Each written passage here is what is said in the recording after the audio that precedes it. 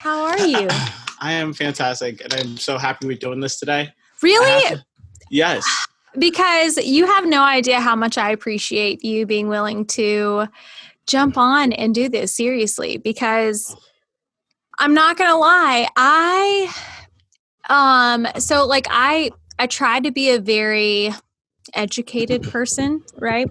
Yeah. So I've listened to a couple podcasts that were hosted by people of color, Black Americans. And a couple weeks ago, there were two specifically that I listened to, and they're like, I'm so fucking tired of educating white people. Like, by this point, you should know I don't have enough energy to hold your hand through this. And I completely understand. But as a nurse, when I have a patient who's had a heart attack 3 times, I still have to continue to educate them and to reaffirm and to maybe open their eyes in a different way. So I get it, but still I see a lot of people who need more guidance, if that makes sense.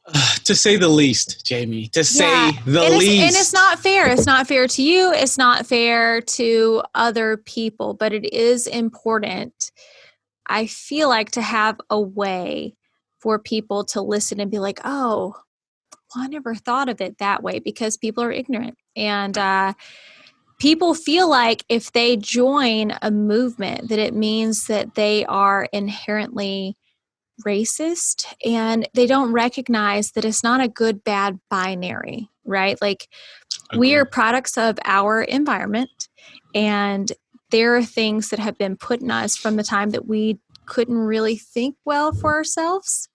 And you don't know what you don't know. And unfortunately, if you have been in this bubble, you're not aware of the pain that other people are dealing with. And so you don't know how to help navigate through making the world a better place. And it should be obvious, but it's not, unfortunately. And the thing is, it's like, and I understand you. And I had like an earth-shattering, like, Black Lives Matter come to fruition feeling like situation a couple of days ago.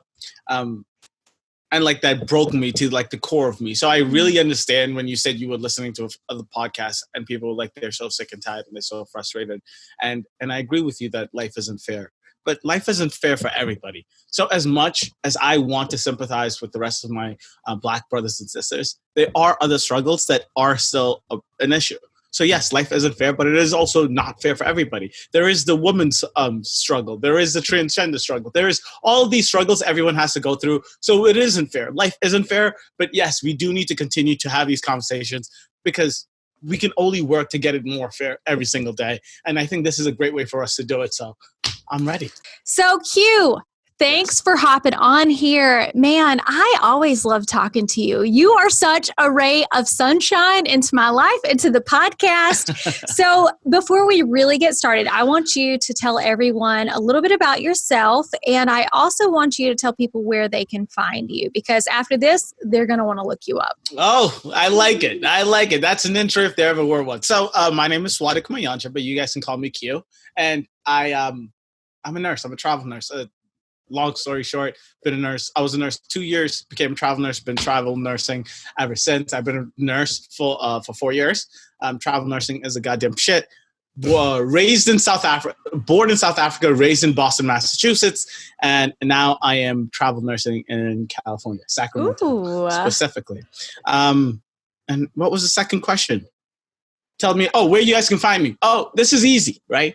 For those listening, just tell Jamie that you want me to come back. I'm done with my own YouTube channel. The only place I would suggest... I loved your YouTube channel. And I appreciate it. It's too much energy. And I've been doing this podcast about movies with a best friend. So that's something I've been doing. But if you want to find me, if you're listening to this and you want to find me, you DM Jamie, you inbox Jamie, you email Jamie, and you say, Jamie, bring Q back as soon as possible. That's the next place you can find me. But seriously, Q the Nurse on Instagram. That's probably the only place I'll be posting me stuff outside of coming here and hanging out with Jamie. Fantastic. Okay, Q. So before we really hop into what I want us to talk about, I'm going to give you a little quiz. Yeah. So I'm doing a mini series, as I told you before you hopped on here. It's called Through the Lens of Black Lives Matter, so that we can really dive into issues that maybe, I don't know, white Americans, even Hispanics, other people of color, they may not really understand, but the world, they're speaking very loudly. And so there's a lot of opposition, even if it's not intended to be hateful, but maybe they need to know more. And maybe it will help them be able to put a foot forward into assisting in the whole movement and helping dismantle the injustice that is in our country and has been running rampant for hundreds of years. All right, so Yes. pop quiz, Q. I want you to tell me. All right. Yeah. White or black? Whose family income? I'm going to give you some statistics. Okay. Whose median family income was $71,000 and whose family income was $41,000? 2018 statistics.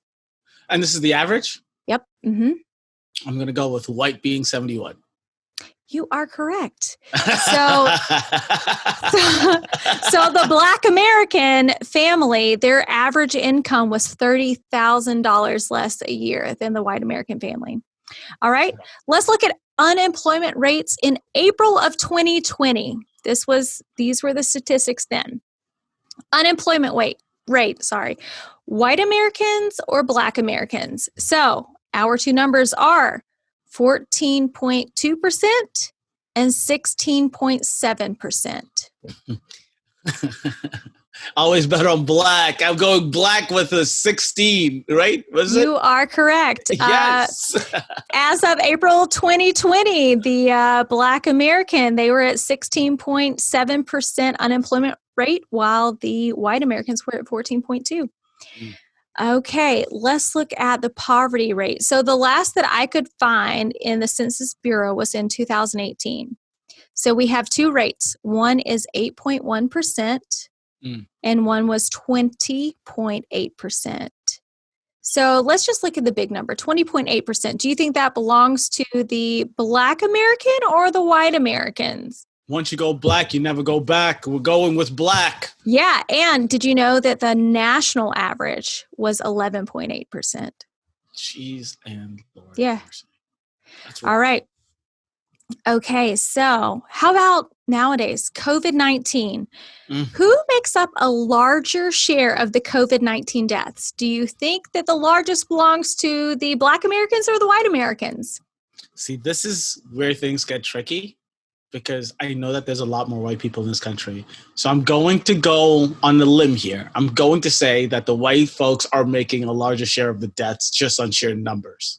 You were incorrect, but oh my God, you were correct. However, that I think I looked up the other day that as of July 2020, white Americans take up, 73%, while Black Americans take up around 14% of the country.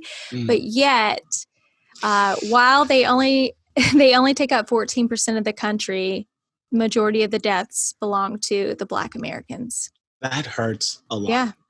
That one hurts. It does. It does. I think, there are a lot of issues you have to look at.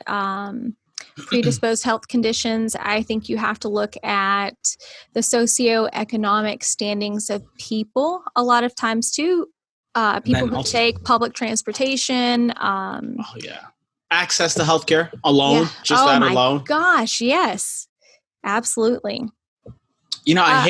I don't mean to cut you off, but I hate those numbers the worst. Is because as a healthcare worker, you work in the hospital and everything seems so, how we have a protocol and there's a checklist for everything we do in the hospital.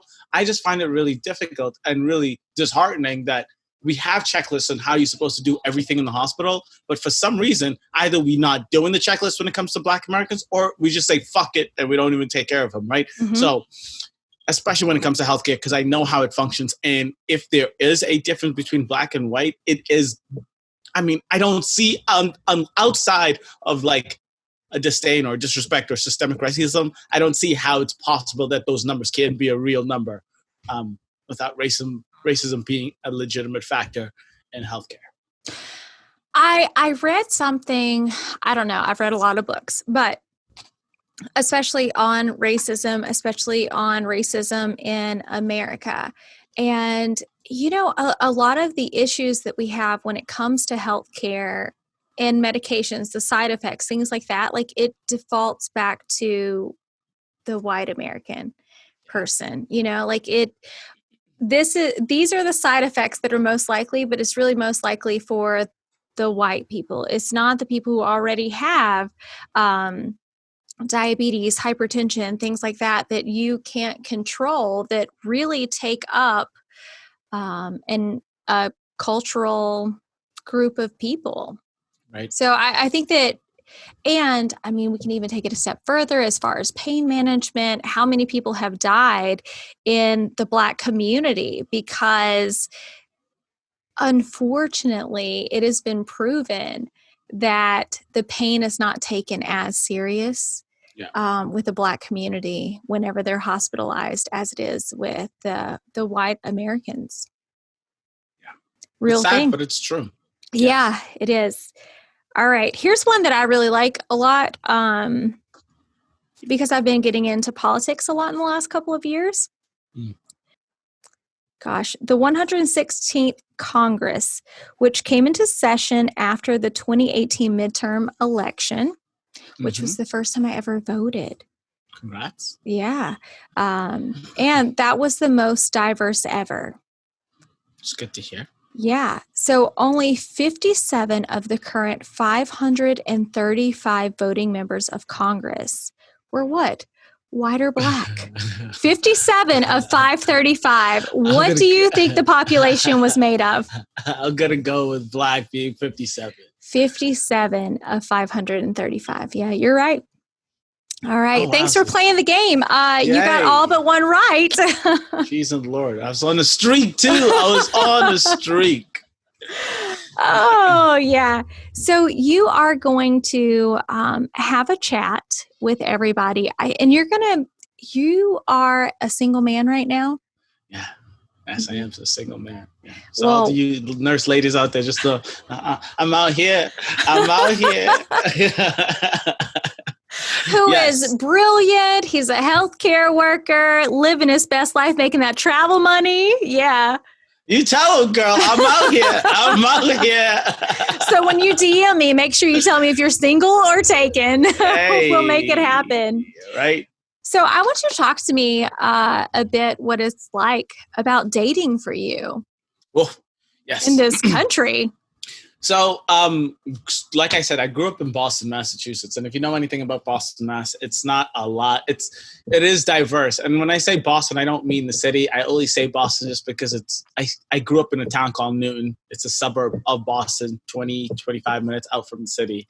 And in that town, it's vast majority white folks. In fact, that the only reason that they were not is like the actual, but they were more Black folks than they were, is because our school actually had a METCO system where they brought in students from the city, from a majority Black town city, and bust them in every single morning to come to Newton because Newton was supposed to be a better school system from where they live.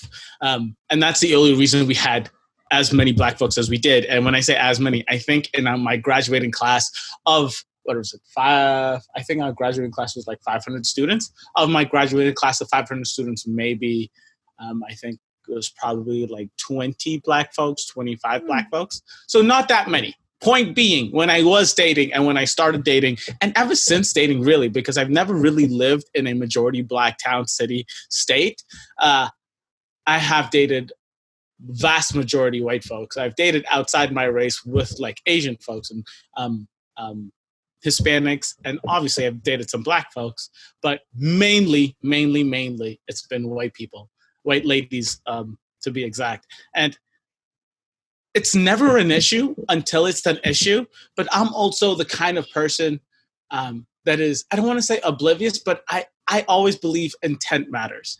So it took me a really long time to get used to this whole microaggression thing, right? Microaggressions was something that I came to terms with because at some point you have to put your foot down. But if someone intends to be nice and they are asking you, what is that shirt? It's beautiful. Or how do you say your name? And their intention is, I am interested in your culture. Help me, let me learn. Or even if they do cross the line, like touch my afro, or I don't know, like, I don't know, just something silly, or say, sing a song and accidentally say the N-word. I know these things seem crazy and bad, and these are the things you're told never to do. But I always thought if the intention is good, then it's good, then I'm down and we can learn. If you continue to do it, even after I explained, then it's an issue. If the intention is bad, then fuck you and fuck off, right? That's how it's been. So when I have dated a lot of the white folks, a lot of the white people, white ladies that I've dated in my life, good things, bad things, everything, I haven't had a situation where it's been point blank racist, except for two situations. One situation, a mom that was actually from South Africa, but she was white, told her daughter that it's not a good idea to date me because I was black, and she was just point blank straight out about it. This is a girl I went to school with. She was a white South African. I thought she was kind of the shit. I really liked her. And she was just like, my mom doesn't want us to date because you're black. And that was like the first time I was like, this is a real thing, right? Like they really do see us as a different kind of people. And that one hurt and stung probably the worst. And then the second situation was, it wasn't outright racism. It wasn't, oh, this is a bad person. It's just that I knew that the mom just really did not like me. The dad didn't say much to me, but I know that the mom did not like me. And it was just very clear that it was about racism. They would ask me questions like, do you like listening to that crazy music? Do you have rims on your car, right? What about that hip hop stuff? Or all they talk about is booty shaking. Like really, they would talk to me about black culture in a negative light every time I was there at the dining table. And it was very apparent. It was very obvious. And the thing that got me the most mad was my girlfriend at the time was, I don't know if she was oblivious to it or she just didn't understand how that is offensive, but it was just, she was just giggling along or just like reinforcing the question. I know her mom would be like, I know Barack Obama's like black or whatever. And then she would just be like, I know, but it was just very obvious and very uncomfortable, but it wasn't offensive like the first situation. And that's why I say intention matters. And I know that the mom had malintent, but the daughter, the girl I was dating, just seemed to just be clueless. And I was like, I don't want to be dating someone clueless. Anyway, so that one was like deuces. The girl that I actually liked, the white girl from South Africa, that one hurt because I actually liked her. She was hurt when her mom told her that, but we just didn't continue because we didn't continue. Yeah. So, I mean, for someone who looks at, and I don't know, because you hear a lot of the like, all lives matter. I don't see color. Right. You know, that's something that is very prevalent in the rebuttal to Black Lives Matter and to the movement that's happening today. And I'm sure that those families probably would have said the same thing. But clearly they did see color to have that conversation with you. They did see color to try to, I don't know, connect or recognize a perceived culture. Right. So how do you go about it today? Because now, how old are you, Q? 26. 26. All right. 26. So do you feel as much of an impact now as what you did back then? Because, I mean, that had to be a little bit ago, right? Yeah. So the situation with the South African white girl, that was probably like 3 years ago. That was after high school.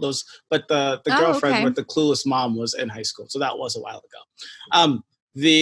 How does it affect me now? So I feel like nowadays it's a lot easier.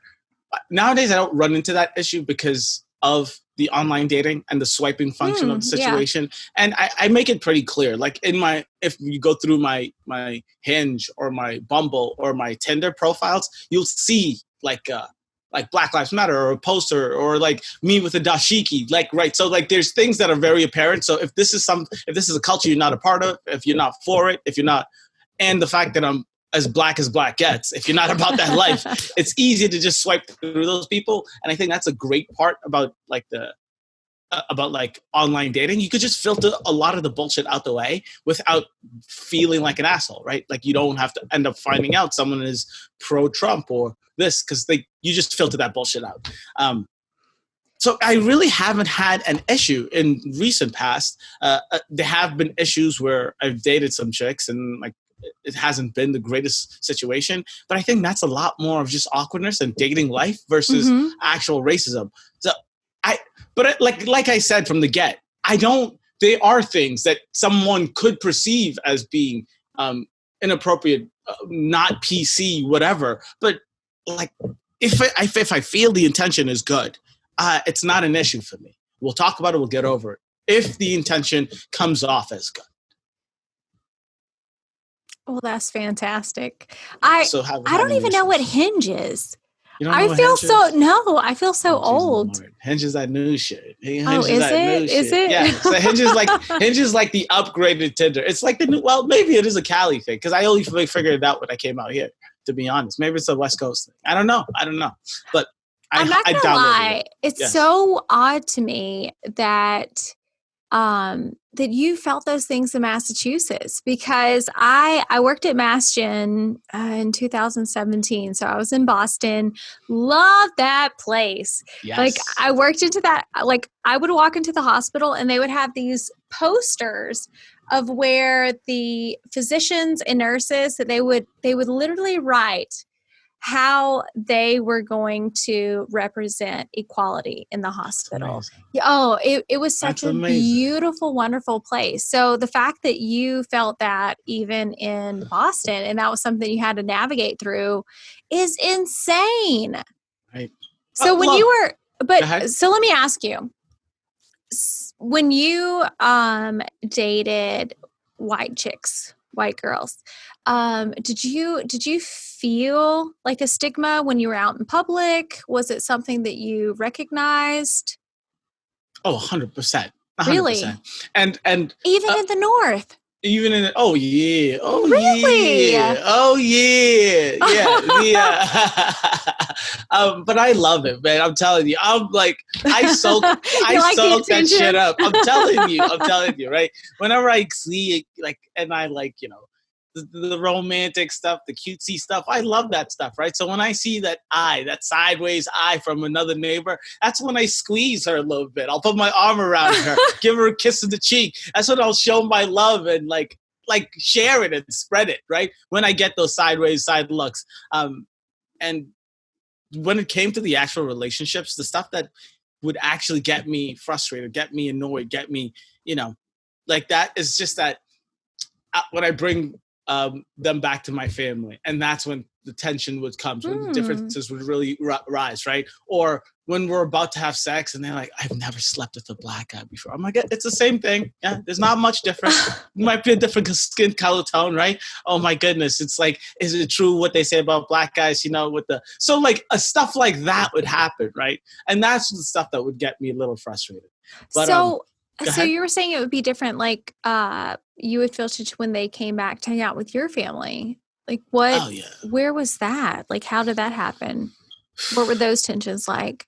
Those tensions, and those was like straight confusion, right? Just straight confusion, because my parents are super traditional, right? My parents are like, you bring a girl, a woman, a lady back to the house, like when the goal is marriage, when the goal is wifey, when the goal is this is going to be my boo-boo for life, right? You don't bring the honey every week, a different lady in the house, right? So my apprehension with bringing people home was always a thing, especially I feel like other cultures understood it. Like Asian cultures, like my Asian girlfriends, Hispanics, black cultures, definitely, they understood. Like I can't go back to Q's house. Number one, I have 6 siblings, so there's 100 people there I'd ever introduce you to. And number two, his parents don't want to meet another chick. So if this lasts long enough, you'll get to meet them. So there was a couple of people that I dated that got frustrated with me because I wouldn't take them back to mom. I'm like, look, Mama wants to meet you, but Mama wants to meet the one. She doesn't want to meet just any, But when I did bring people back to the house, it's super traditional, right? My mom wants to be called Mrs. Mayanja. She doesn't want to be called by her first name, and I know that's something people do out here. Food, dinner, you eat, and you eat the full plate. You take what you can, you don't. It's like there's a lot of things that were just culturally different. But that's not even so much a race thing. That's so much more a culture thing. That's so much. I mean, my parents were in arranged marriage. Their understanding of dating is, what are you doing? Pick someone and have some babies, right? So their definition of dating is so different. That's why I was very guarded when it came to my family, and that could have been some tension. But like I said again, I don't know if that's race or if that's culture. It's probably both, to be honest. But those are some of the hiccups I've had while dating, especially white chicks. I don't know. I feel like, so I grew up in the lower part of South Carolina until I was, 13, and then moved to Alabama. But in South Carolina, I definitely feel like it wasn't more of a cultural thing, because I know, being in that small town in the South, like how people looked at interracial couples, even in middle school and high school. And it wasn't just the adults that were navigating through life, right, in our town, and that they were really looked down upon back then. I mean, this was, 20 years ago, and things have changed, but really, how much have they changed? That's the question. Yeah. Right? Yeah. I don't know. I like it. I like the excitement though. And I haven't had too many issues. So I'm thankful every single day that I haven't had too many issues. I don't know if we can transition into talking about what happened recently with the Jacob Blake stuff. If you have more questions about this dating white people No, stuff. go ahead. Transition anytime. Because I really wanted to talk about how it affected me. And I've had videos with you. I mean, I think a year ago, or even a year plus, we had a heart-to-heart conversation about Black Lives Matter and what it means. And we talked about being transgender and all this stuff. So I keep up with this stuff, right? I really do keep up with this stuff. But I was washing the dishes 2 days ago in the kitchen, listening to the news about Jacob Blake and about this white kid who shot 3 protesters. And just the way the different segments of news came up, it broke me to the core of who I am as a human being, Jamie. Let me explain this to you. I woke up in the morning. I did my regular thing, right? I'm washing dishes. The news is on. First comes up a new segment on Jacob Blake, who got shot in the back 7 times while he was walking to his car. They talk about that. And the segment, I don't know what news station it is. I don't know who it is. I don't know if it's from the left, the right, Fox, MSNBC, TYT. I don't know who it is. I'm just doing the dishes and the news is in the background. First segment is about him getting shot, right? And the entire thing is they're trying to understand, what did he do wrong for the cop to go after him? Why was he walking away? Why wasn't he listening to the cops? Why was he reaching inside of his car? That was the entire segment. The next segment comes up and it's about that white kid, I don't know his name, who shot the 3 protesters. And the entire segment is about his constitutional right. Was he being attacked? Was it fair for him to get shot? Jamie, I've never in my life been more angry that at that moment. I remember this so clearly, washing a glass baking pan thing and wanting to smash it across the room. I've never been that mad in how we can ask why a man who got shot 7 times, what did he do wrong? While we ask why this white kid, how was he protecting his constitutional right? I've never been more mad. And then that third segment came up. The third segment being about Jacob Blake's kids. And I swear to God, Jamie, I buckled in the knees. I could not move. I was shattered. When I saw the kids on the news thing, I was a broken human being. I could not move. I came to my room. I was crying, tears. I've never felt this much anger, rage, sadness, frustration. I called my sister. I called Tina. And then I put on my rollerblades and just started rollerblading. But I've never been that hurt. And I think, and it's crazy. It's crazy to me, right? Because in that moment, I was like, there are people in this world that do not see us the same. They really don't see us as equals, as human beings. Because how can that happen? And it was just the way that I listened to the news, the segments, how it came one after the other that broke me. But I've never been more emotional in my life about Black Lives Matter, about racists, about anything like that up until 2 days ago. And that was the day I was like, I'm joining the Sacramento Black Lives Movement. I went on the Facebook group, and then now I'm part of the Sacramento Black Lives Matter team, group, chat, whatever. Fantastic. So my takeaway with that, because obviously I feel like it's possible that I have a lot more diverse information that comes to me through my social media. Yes. There's so much that I think, and I've had conversations with multiple people about both situations, and the fact that, there may have been a knife underneath the seat of the car or the floorboard or whatever. And for some reason, I always revert it back to being a nurse. And I know that it's definitely not the same, but I feel like right now, and again, I am not the person who knows everything. So I always try to put my feet in the shoes of people in situations, right? But I'm so frustrated too, because these people, and I know whenever they go out to work, they could lose their life, right? Okay, it's a thing. Don't you know how to not shoot someone 7 times in the back? Like, don't you have to take lessons on I don't know, aiming? I don't even know what that's called. So it would be like me as a nurse being like, hey, so I have this drug that I need to give you. It's an IM drug, which the general population wouldn't know, but I'm going to give it to you in your artery. Like, it's so, doesn't make sense. It doesn't make sense. Yes. And for these people to say, well, but they weren't abiding by the law. Well, criminals are who the population of people they chose to work with. So exactly. No shit, they're not going to abide by the law. Like it would be like me becoming a nurse and be like, hey, I didn't know I was going to have to fucking work with sick people.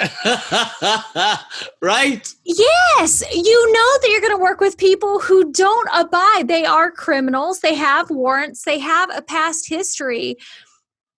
The other thing that I keep saying very loudly to people who want to defend the police officers, and there are times that the cops aren't wrong. There are times that they have to defend themselves because their lives are in danger. That is a thing that happens.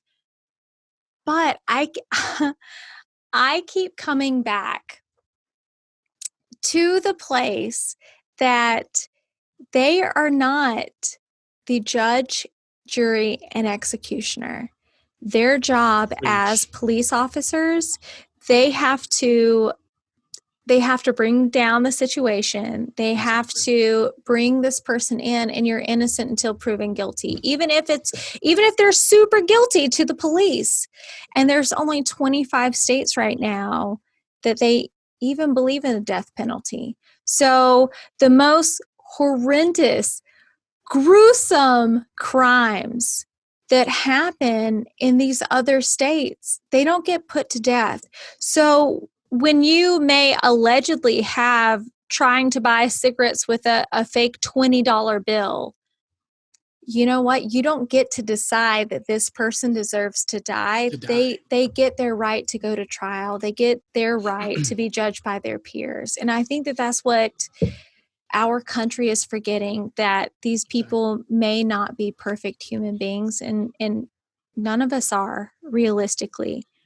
But the cops aren't the judges. The cops aren't the jury, and they are taking away the rights of the people to get to have their day in court, to get to be proven guilty, you know? 100%. And Jamie, you're right. And it comes down to that, the first thing you said. Yes, of course, we know that being a cop is not an easy job, but you signed up for it, right? You don't get drafted. And it to be sucks. A cop, it really right? sucks sometimes. It does. It does suck, right? But you knew that coming in, right? Your entire life, you know what cops do. They chase the bad guys. Yeah. They lock up the bad guys, right?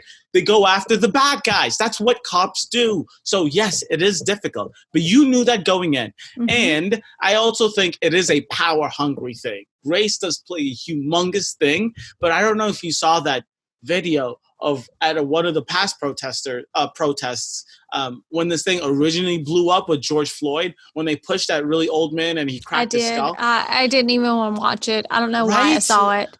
Like, it's horrible.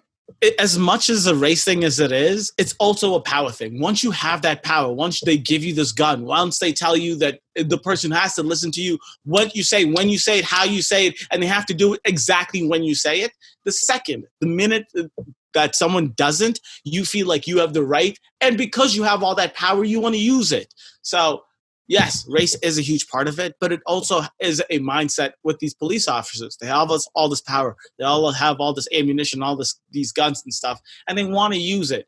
And if they see someone that they don't consider equal, that is not listening to what they say, when they say it, and how they say it, they want to pull out their gun and they want to use and flex those muscles. They want to use that power. And a lot of the times they feel like they have the possibility to use and get away with that power when it comes to a black man and woman. But I wonder why they don't feel the same need for the power. And I'm genuinely asking this question. And I was messaging a friend of mine today with this same... I'm just so confused because of that young kid that you were talking about, the 17-year-old who like crossed state lines because he wanted to defend the business of a different state in a different town that he wasn't a part of, that he wasn't legally able to have an open carry. And he looked like a very, very young kid, but I can't comprehend. He even had a conversation with police officers prior to him taking the lives of multiple people. This is the person that they see with an AR-15 and they don't say, "Hey, can I see your permit? Can I wonder what it would be like if it was the same thing with a 15-year-old black boy, right? Oof. I mean, a little kid that was 8 years old or 12. I'm confused of the age, but there was a kid who had a toy gun, and someone called the cops and said someone has a gun. I think it's a juvenile, and they pulled up on this kid, and he was very, very young. And he pulled out a toy gun, and supposedly he pointed it at the cops. And they killed him. Yeah, But not the 17-year-old. They arrested him and they were giving him water while he was sitting on the sidewalk. Comparing those two situations it's so enraging, right? Yeah. Tamir Rice, I know exactly what you're talking about. He was at a park playing with a toy gun. He did not shoot any human being. I used to have some.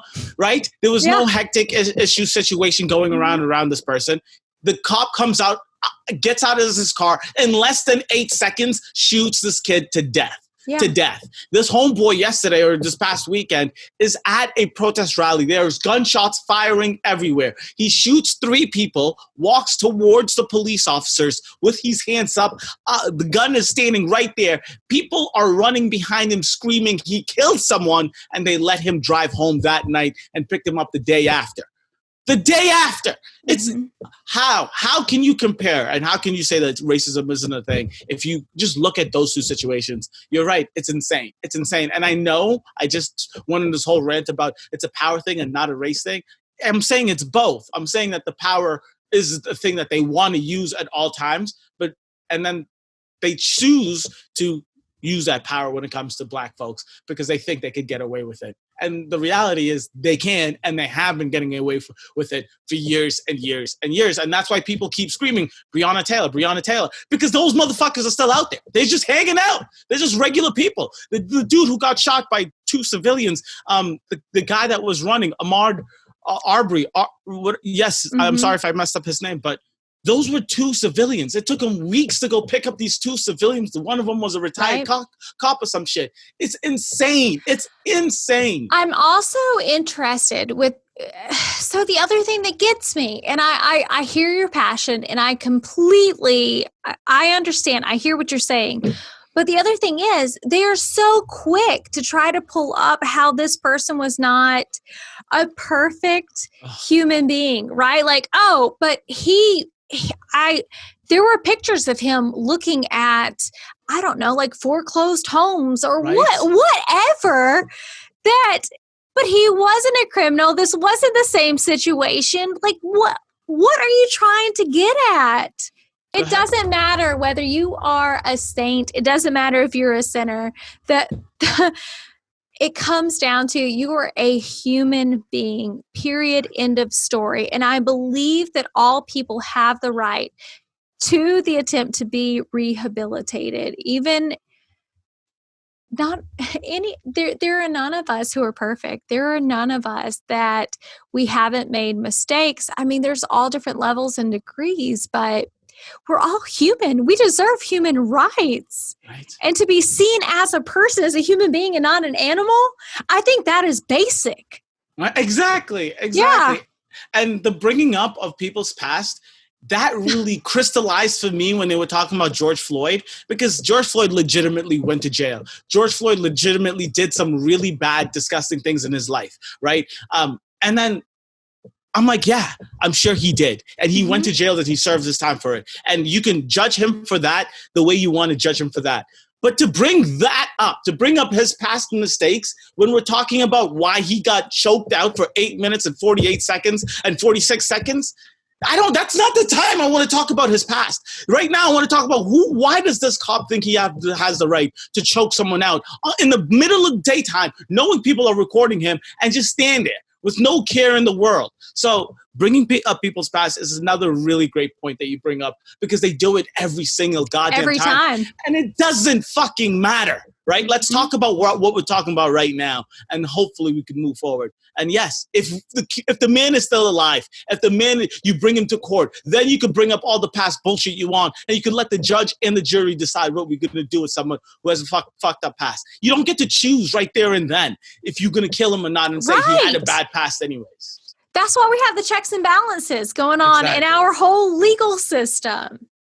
But I mean, even while you're talking about George Floyd right now, that whole issue, he already served those consequences. Right. Like, he's already been there. He paid his penance. He did what he was legally bound to do. And you're still saying that he doesn't have the right to survive because you think he may have a counterfeit $20 bill?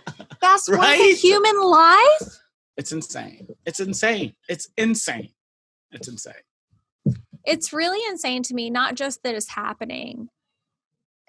It's insane to me that people want to defend the action, and people want to minimize that a family is mourning, that a person is paralyzed, that children are now going to have this trauma at the forefront of their lives. And I mean, even when we're talking about children, I know a year or two ago, this Black woman went in with her little baby on her hip. I think the baby was like maybe 3 years old. Went into the dollar store. The baby grabbed a Barbie doll and went out. And they were like holding this woman at gunpoint for stealing. The baby had it. Something worth $1, and made her get down. And she was pregnant with another child. And these are the situations that are here, and they're real. And so when people want to say all lives matter, and people want to say blue lives matter, I keep trying to explain to the people that I know all lives do matter. And this is me as a white woman. But for me, the way that I see the whole Black Lives Matter movement is, I feel like we left off a part, is that it is Black Lives Matter too.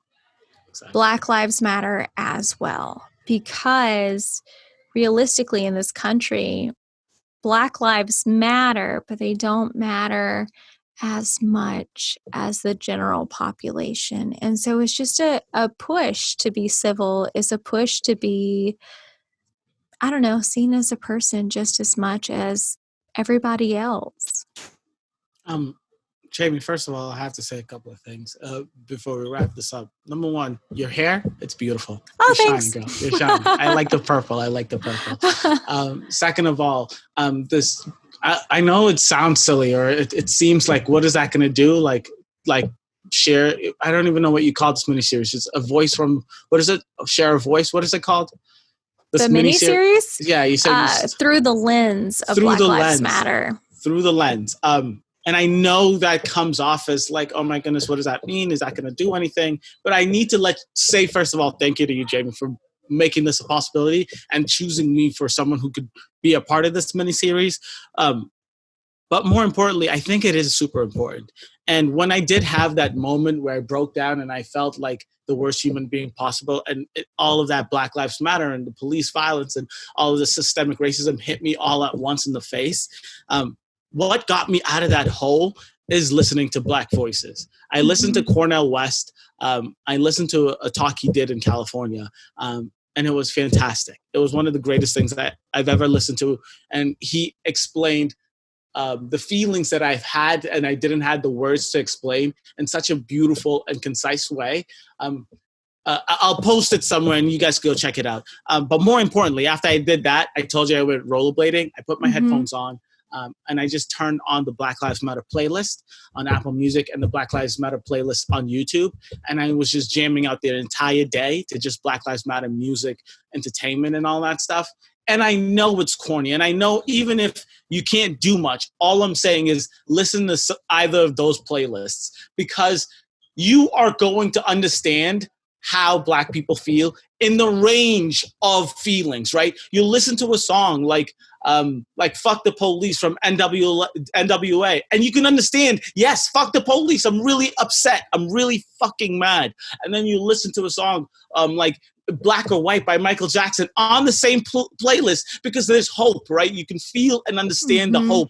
And then you'll hear Otis Redding, and then you'll hear Kendrick Lamar, and then you'll hear Beyonce. And it's like, you feel the pain, the struggle, the upset. Like, you feel it, you hear it, and you understand it through music, through voice, through an actual talk. And like, if there's anything you can do at home, please do it. Donate, spend your time, go to a march, whatever you can do that. And if you can't do any of the above, at least do what Jamie's trying to do and listen through Black voices. If that is listening to this podcast and listening to someone actually talk about the issues, that's one way. Or you could just listen to music and just jam out, or listen to art from a Black person and just try to understand where they're coming from. And it definitely helps. And it brought my anger to a place of, all right, I'm upset, I can't do anything now. And I'm hopeful because we can do something different. And that's the day I texted. Jamie asked me to do this a while ago. I texted her that day and I was like, I'm ready, let's do it. These are the things I want to talk about, because I'm like, there's only, whatever we can do is talk about it and hope for these things to get better. And a great way to at least understand what us Black people feel is by just listening. And you can do that in any of the ways I just explained. You are fantastic. And thank you so much for getting on here and, I don't know, just being you. You are such, like I said earlier, you're such an energy that I love being around and I love talking to. And thanks for being a part of such an important thing that I consider, I don't know, like huge, that needs to be out here in this world, and that I think can make a difference. Jamie, on you're whatever good people. Small or big thing, you know? Exactly. Oh, well, you're good people too, Q. I appreciate it. And have a good night. Yeah, you too. Thank you again. I'm going to do some hardcore editing for this shit. I'm going to post it all over the place. I can't wait. Yes. Bye. Have a good one.